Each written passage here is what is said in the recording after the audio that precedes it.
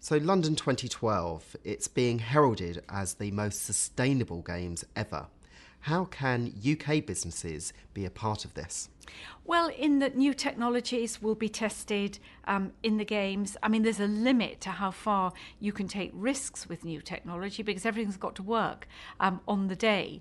But certainly major commitments made, 50% of the material which is coming to the park is coming by, coming by means other than by road. Something like over 90% of the material that was taken off the park as a result of demolition of the buildings that were there before has been used not in landfill but recycled for use within the park. And then the Olympic Village is being constructed to the highest standards of domestic building sustainability.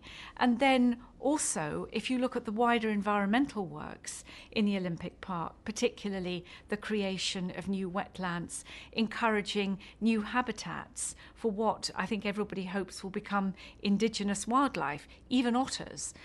There are 2,000 greater crested newts who are living in temporary accommodation in the Lower Lee Valley. So at some point after the Games, there will be a great homecoming for the 2,000 newts to the Olympic Park. So, I mean, that gives you some idea of the sheer scale of sustainability. And things like, we hope that as part of the food provision during the Games, something like 14 million meals will be served to the athletes and to everybody else in the park, that some of the produce will come from the allotments, which are just have been moved to the edge of the park. Will local businesses be able to benefit from the new infrastructure created for the Games after they are finished? Yes, they certainly will.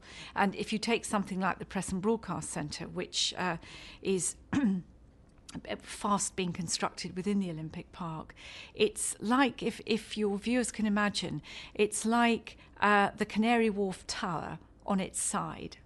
That gives you an idea of the sheer size of the Press and Broadcast Centre.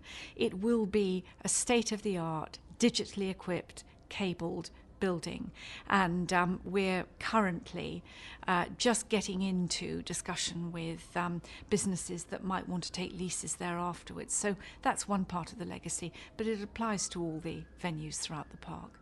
As part of businesses preparing for the Olympics, what thought do they need to put around getting their staff for work, for instance, if there's going to be an extra 800,000 people using... We've talked a bit about how businesses can get involved in the Olympics, but you're absolutely right that there'll be more people in London. But I think I don't think people should be too worried about extra congestion and so forth. There may be little bits of congestion, at the pinch points on the Olympic route network, which will offer dedicated lanes from Heathrow right through to the central London to the Olympic Park. But this is going to be a public transport Games, and people will be travelling east on probably the best connected station in the country. And but the point you make, I think, needs to be considered more widely, that the country will be seized by Olympic mania. Everyone will be thinking about the Olympics much more than what they do in their day job, and so staff are going to want to watch events. We're going to be gripped as a nation by watching our finalists going for gold and that sort of thing. So maybe businesses need to think about I just think be imaginative, yeah, and build lots of goodwill by making sure that nobody's left out. Put plasma screens in the office. Absolutely, all that kind of thing. I mean, we will be doing the national plan to make sure that that people can get home after they've been to London for a day, that hotels can cope, that hospitals can cope, that the emergency services are aligned.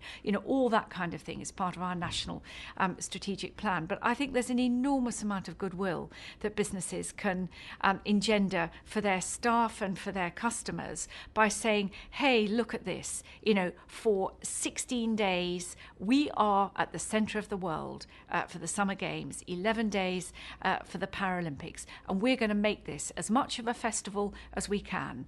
We'll keep the business running, but we'll recognise that for everybody, these are not ordinary days. These are the days when this country hosts the Olympic Games.